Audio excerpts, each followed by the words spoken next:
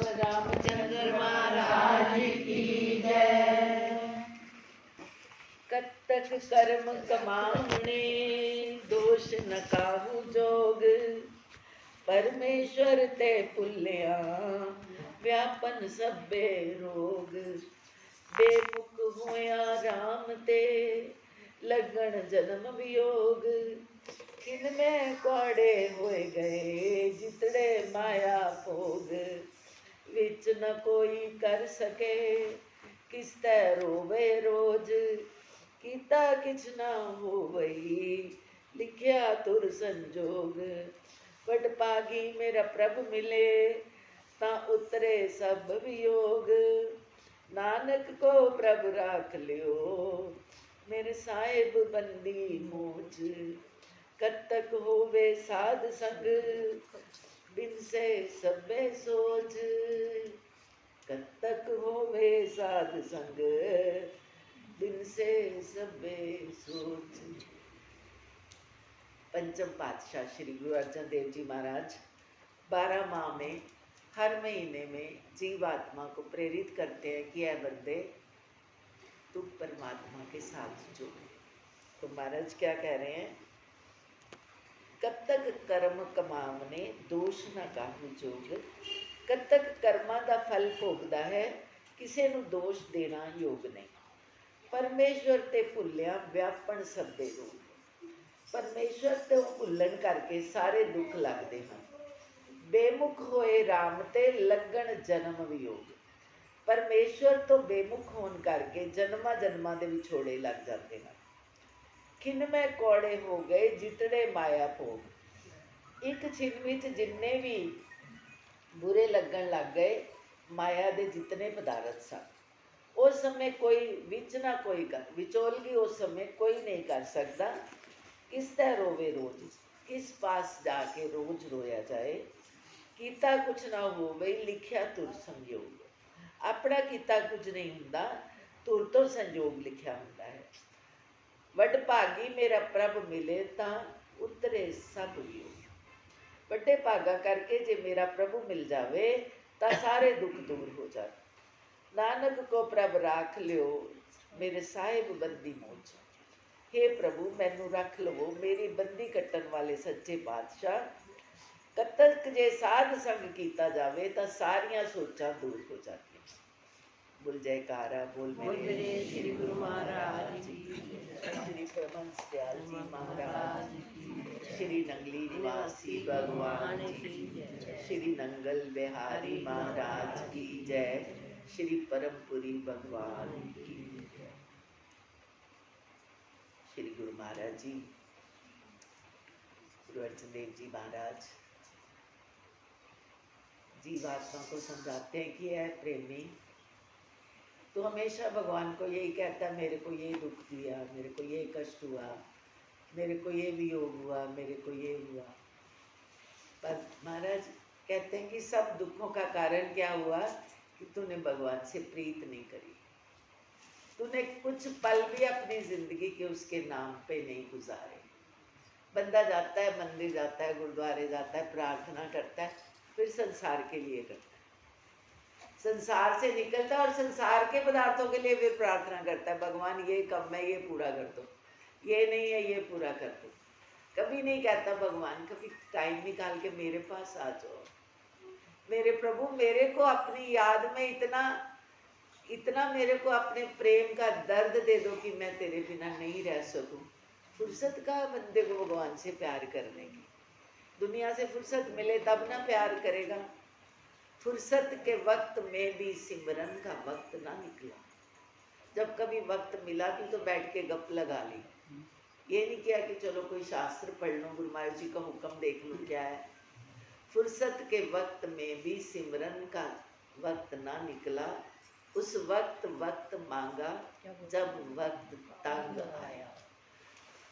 जब बहुत बीमार हो गया, शरीर रोगी हो गया, कुछ करने लायक नहीं रहा, तो फिर कहते हैं भगवान थोड़ा टाइम और दे।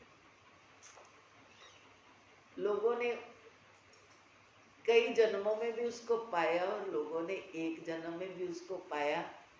ये आपके प्रेम की, आपकी विरह की, आपकी तड़प की तीव्रता है कि आपके प्यार में कितनी कशिश है, कितनी खिंचावट है, आपको अपने प्रीतम के लिए कितना दर्द है, कितना प्यार है। बात यहाँ खत्म होती है। हमारे घर कोई मेहमान आता, हम बहुत सारा सामान उसके आगे रखें, बहुत कुछ करें, पर उसको अच्छे से बोले नहीं, उनसे उनका सत्कार नहीं करें, उनको प्यार नहीं करें, तो उनको आपकी चीज़ों से कोई मतलब नहीं। ये एक सामान्य जन का स्वभाव है। तो भगवान को आपसे क्या चाहिए भाई?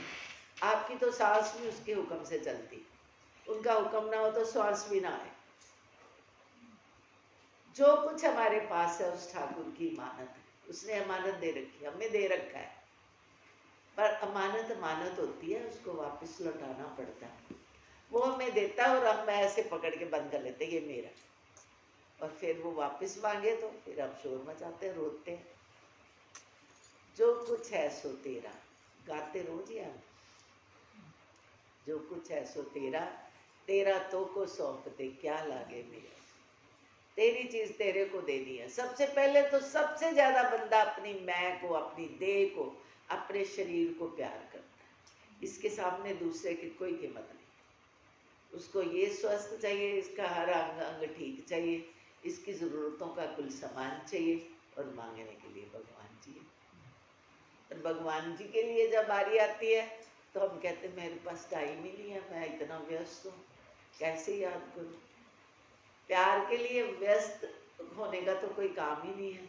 जो जिसको प्यार करता है उसका दिल तो हमेशा वहीं पे रहता है, वो उसी के पास रहता है, चाहे वो शारीरिक तौर पे कितना भी बिजी हो, कितना भी व्यस्त हो, कितना काम कर रहा हो, पर उसका मन की तार जो है वहीं पे रहती है जहाँ उसका मन होता है। तो हमारा मन जगत में, इसलिए हमें जगत के ये सारे रोग शोक दुख सताते हैं। और अगर हम अपने गुरु महाराज जी से प्यार करेंगे तो हमारा मन पल पल श्वास श्वास अपने प्रीतम की याद में रहेगा। मेरे भगवान कैसे लग रहे हैं, आज उन्होंने कैसे वस्त्र पहने हैं, आज उनका मुखड़ा कैसा लग रहा है, ऐसा हम सोचते हैं। एक छोटे से बच्चे को हम 10 बार देखते हैं, आज ये कैसा लग रहा है, आज ये हंस नहीं रहा, आज ये चुप क्यों है, क्योंकि हमारी ममता है उससे। भगवान जी से इतनी भी नहीं। तो ये प्यार की बात, ये मोहब्बत की बातें हैं उदो, बंदगी मेरे बस की। उद्धव ने बहुत समझाया गोपियों को, क्या करते हो तुम लोग दिन रात, घर में भी लड़ाइयाँ करते हो, और भगवान भी चले गए, वो भी नहीं आते, तो तुम क्यों नहीं बैठ के उनको याद करते, भजन क्यों नहीं करते तुम लोग? 4 बजे उठ के स्नान करने या गंगा या यमुना जी आके सब कृष्ण कृष्ण कृष्ण कृष्ण करते रहते हो। यही बैठ के सब लोग ध्यान लगाओ, आंख बंद करके बैठो और कृष्ण को अपने अंदर प्रकट करो। कुछ देर सुनी उन्होंने उद्धव की बातें, उसके बाद उन्होंने कहा, उद्धव जो बात तू कहता है हमसे होने की नहीं है, हमें तो उसका नाम लेने से, उसकी याद, उसकी बात, उसकी हर बात, हमें, हमारी तो यही इबादत है। हम तो उसको याद कर लेते हैं, उसको चाहे हम मटकियाँ भरें तो, चाहे हम पानी भरें तो, चाहे हम कुछ भी करें, तो हमारा तो बात कृष्ण के बिना नहीं बनती। हमारा तो हर काम कृष्ण ही है। हम घर में खाना भी बनाते हैं तो बिना कृष्ण के नहीं, कृष्ण के लिए ही बनाते हैं। उद्धव ज्ञानी है, उसको उनकी बात समझ नहीं आती, उनको उनकी नहीं बात समझ आती। तो उद्धव ने बहुत ज्ञान देने के बाद जब देखा कि हर श्वास में वो स्वा कृष्ण के सिवा, कृष्ण के नाम के और तो कुछ करते ही नहीं हो, उनको कोई काम ही नहीं है सिवा कृष्ण के।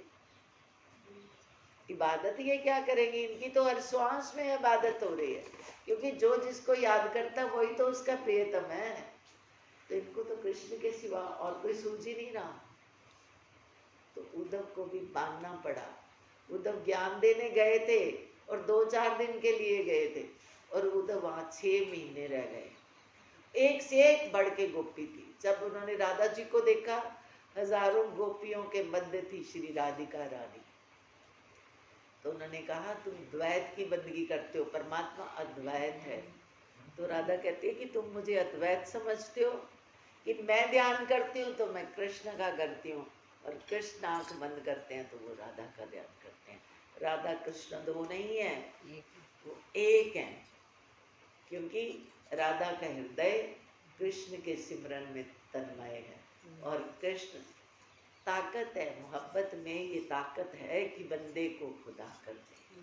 पर मोहब्बत में ये लाजम है कि जो कुछ है फिदा कर, जो कुछ तेरे पास जिसको तू अपना कहता है, अपने प्रीतम के ऊपर वार दे। यहाँ तो हम नहीं वारेंगे, वारने के वक्त तो हम हिसाब करते हैं। बच्चे के लिए वारेंगे, भगवान जी के लिए नहीं हिसाब करेंगे कौन सा फल ले जाए, सस्ता सा कोई जो मिले वो ले जाओ। और बच्चों के लिए तो फिर मोहब्बत तो बच्चों से है ना, हमें संसार से मोहब्बत। जिन्होंने प्रेम किया उन्होंने हिसाब नहीं किया। प्रीतम के प्रेमी तो बेहिसाब होते हैं, कभी हिसाब, छलांग लगाते हैं, देखते नहीं है गिरेंगे कि मरेंगे कि क्या होगा, लगाई छलांग लगा दी। तो या तो बनो भाई इतने भक्त बन जाओ, इतना ध्यान करो, इतना ध्यान करो कि वो ध्यान में आए बिना रह ना सके, या फिर उसको इतना प्यार करो कि उसके सिवा तुम्हारे दिल में कुछ रह ना जाए। क्योंकि यहाँ दो का तो रिवाज ही नहीं, द्वैत से बात बननी ही नहीं। जहाँ पे दो है वहाँ पे वो आते नहीं, उनकी आदत है। जहाँ वो होते हैं बस वही होते हैं और दूसरा कोई नहीं होता। जब दूसरा आता है तो कहाँ चले गए पता भी नहीं चलता। तो जो भी आपके इष्ट देव हैं, भगवान तो एक है, उनको आप राम कह लीजिए, कृष्ण कह लीजिए, राधा कह लीजिए, गुरुदेव कह लीजिए, वो एक ही एक है। आपका हृदय उस एक पे इतना टिक जाए, इतना टिक जाए कि दूसरे की कोई जगह ना बचे। जब आपका हृदय इतना पवित्र होगा तो प्रीतम को भी आपकी याद सताने लगेगी, उनको भी ख्याल आने लगेगा कि कोई मेरा बच्चा मेरे को याद कर रहा है। क्योंकि याद में ताकत है। बंदा याद करता है, भगवान दया करते हैं। याद का उल्टा दया। हम याद करते हैं, चाहे हम रो के करें, हंस के करें, प्यार में करें, याद में ताकत है। वो उस प्रीतम के हृदय को झनकार देती है। भगवान मजबूर हो जाते हैं देखने के लिए, मेरे को किसने बुलाया। आवाज में इतनी ताकत है। पर वो ताकत कब बनती है? जब आवाज एक हो। कभी इधर आवाज लगा दी, कभी उधर लगा दी, कभी उधर लगा दी, पता नहीं किसको लगा। मोहब्बत में ये ताकत है कि बंदे को खुदा कर दे। खुदा मजबूर हो जाए बंदे को देखने के लिए, ऐसी बंदगी करनी है। और हमारे गुरुदेव सच्चे पातशाह, हमारे दरबार में दो तरीके हैं। एक तो आप सेवा करो, और सेवा में श्री कृष्ण ने बार बार गीता में एक लफ्ज इस्तेमाल किया, निष्काम। जो भी करो बदले में कुछ चाहो नहीं, निष्काम भाव से करो। सेवा करो तो, दान करो तो, पुण्य करो तो, भक्ति करो तो, निष्काम। और निष्काम कर्म से ठाकुर रीझ जाते हैं, खुश हो जाते हैं, बिना बुलाए चले आते हैं। जब दुर्योधन को भगवान मनाने गए तो विदुरानी को थोड़ी पता था भगवान जी ने मेरे घर आ जाना है। पर वो जब भगवान रथ पे आए थे तो सारे लोग हस्तिनापुर वाले भगवान की अगवानी के लिए गए, उसमें वो भी थी। तो भगवान की तरफ देखे जा रही थी कि अब ये बड़ा हुआ, कैसा लग रहा है, कैसा है। तो देखती जा रही थी तो उसको लगा कि ये इतने बड़े रथ पे आया है, ये तो राजकुमार है, मैं इतनी गरीब हूँ, मेरे घर में भी तो कुछ नहीं है, मेरे घर कैसे आएगा ये। तो जैसे उसने बड़ी तड़प से उनकी तरफ देखा कि मेरा दिल करता है तुम मेरे घर भी आए। तो लगा उसको जैसे दिल को दिल से राह है। उसने सोचा तू आए, और उसको लगा कि भगवान ने बोला मैं आऊंगा। बात वही बन गई। भगवान ने कितने तरीके बताए, दुर्योधन नहीं माना, धृतराष्ट्र नहीं माने। भगवान जी ने तो एक प्रयास किया था कि कल को आने वाली पीढ़ियां कहेगी कृष्ण अवतार थे, एक बार तो कोशिश करते लड़ाई ना हो, सीधी लड़ाई करवा दी। तो भगवान इसलिए गए थे वहां पे बन के दूर। तो जब देखा बात, तो वो तो जानते थे कुछ होने वाला नहीं है, फिर भी भगवान ने कोशिश करी। उसके बाद दुर्योधन ने कहा चलो प्रभु ये तो अलग बात है ना, ये तो आपका एक प्रस्ताव था, हमने नहीं स्वीकार किया। अब रात का टाइम है, रात हो गई है, आप मेरे घर चलो, आप खाना खाओ। तो भगवान कहते हैं कि नहीं, मुझे भूख नहीं है। उनको कोई और याद कर रहा है, कोई कोई और उनको पुकार रहा है, और वो कौन है? विदुरानी। विदुर जी भी उसी सभा में है, श्री कृष्ण भी वही है, दुर्योधन भी वही है। श्री कृष्ण निकले और सीधे विदुरानी के घर जाते हैं। वो इतनी पगली है, रात आधी हुई है, उसको लगता है पता नहीं दिन होने वाला है, श्री कृष्ण आए नहीं। वो तो कहते थे मैं आऊँगा, वो नहाना शुरू कर देती, नहाती है, फटाफट मैं नहा लूँ, मैं अपना घर से छोटी सी कुटिया साफ सुथरी कर लूँ, मैं नहा लूँ। तो भगवान ने वेट करी, वो नहा के आती है और चरणों में पड़ जाती है, रोने लगती है। भगवान कहते हैं मेरे को तो तेरे ही पास आना था, पर मेरे को ना भूख बहुत लगी है। कई मेवे मिष्ठान के खिलाते हैं और भगवान देखते भी नहीं, और इधर भगवान कह रहे मेरे को भूख लगी है। तो सोचते मैं क्या खिलाऊं, मेरे पास कुछ है तो है नहीं। कहती हाँ, उसको याद आया कि घर में केले पड़े, केला खिला देती हूँ। तो जो भी उसके पास आसन होगा उसने बिछाया, भगवान बैठे और वो केला छीलने लगती है। भगवान भी उसके प्यार में मगन, आंखें बंद है, और विदुर जी की, उसकी श्री कृष्ण की भी आंखें बंद है, और विदुरानी जी की भी आंखें बंद है। वो इतनी पगली हो गई प्रेम में, उसने छिलके फेंक दिए, छिलके भगवान जी के मुंह में डाल दिए, और गुद्दा जो था केला बीच में निकला वो फेंक दिया। भगवान की आंख बंद है, विदुरानी की आंख बंद है, और भगवान बड़े प्यार से, जैसे बहुत कोई स्वादिष्ट पदार्थ है, क्योंकि उनको तो प्रेम चाहिए। तो भगवान खा रहे हैं और वो खिला रही है, उसकी भी आंखों में आंसू है, और भगवान भी चुपचाप उसके प्रेम का आनंद ले रहे हैं। तब तक विदुर जी आ गए और देखा भगवान, हद हो गई। रोज कहती थी आ जाए, आए मेरे घर आए, मेरे घर आए, आ जाए। तो किया क्या इसने? छिलके खिला रही है। उन्होंने उसके हाथ से केला खींचा और खींच के गुद्दा भगवान के मुंह में डाला। अब होश वाला भगत आया तो भगवान भी होश में आ गए। उन्होंने आंख खोली और कहा मेरा पेट भर गया विदुर जी, मुझे विदुरानी ने बहुत खिलाया। कहते सरकार देखिए क्या खिलाया। कहते ये नहीं मुझे पता, पर माँ यशोदा ने भी ऐसा माखन मुझे नहीं खिलाया जितना इसका ये केला स्वादिष्ट था। प्रेम का भूखा हूं मैं, प्रेम ही एक सार है, प्रेम से मुझको बचो तो भव से बेड़ा पार है। रीझता है दिल मेरा प्रेम के एक पान पर, और प्रेम बिन थूकू नहीं गाड़ी भरे सामान। तुम किस सामान की बात करते हो रे? वो तो उसी का दिया हुआ है, तुम्हारे पास अमानत पड़ी है, ये मालिक ने दिया है। तू जब पैदा हुआ क्या था तेरे पास, और जब जाएगा क्या ले जाएगा? ये सब सामान्य उसकी है, उसी की दी हुई है, ये देव उसी की दी हुई है। जितने सामान है उसने दिए हैं, और हम बड़ी अकड़ मकड़ करते हैं मेरे पास बहुत कुछ है, ये तू संभाल के रख। उसको नहीं, उसको तो तू चाहिए, तेरा मन चाहिए, तेरा दिल चाहिए, तेरा प्यार चाहिए। भगवान ने बोला मैंने कुछ नहीं खाना, मेरा पेट भर गया। अब विदुर जी सोचते हैं विदुरानी तो पगली है, आज मैं खिलाऊंगा इनको। तो उसने साग बनाया विदुर जी ने भगवान जी के लिए।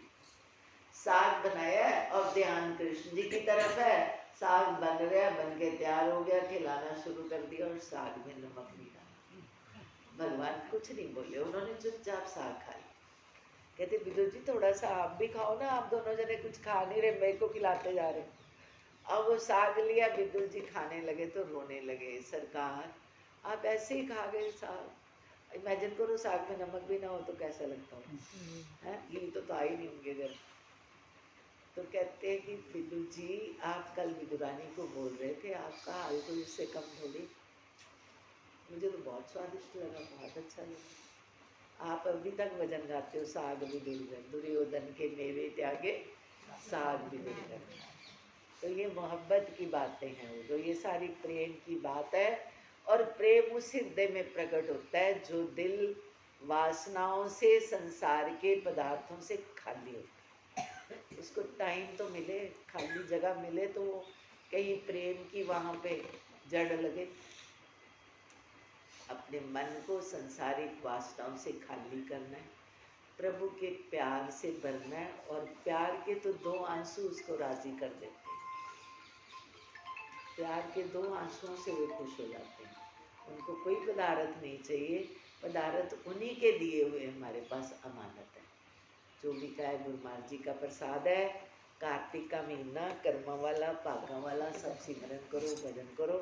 बोल जयकारा, बोल मेरे श्री गुरु महाराज जी की जय। बोल बांके बिहारी लाल की जय। 18-19 ਦਾ ਹੈ ਨਾ? ਹਾਂਜੀ ਜੀ। हाँ, नवंबर 18-19 ਦਾ ਇੱਥੇ ध्यान शिविर लगना है। जिसने 3 दिन का शिविर लगाना है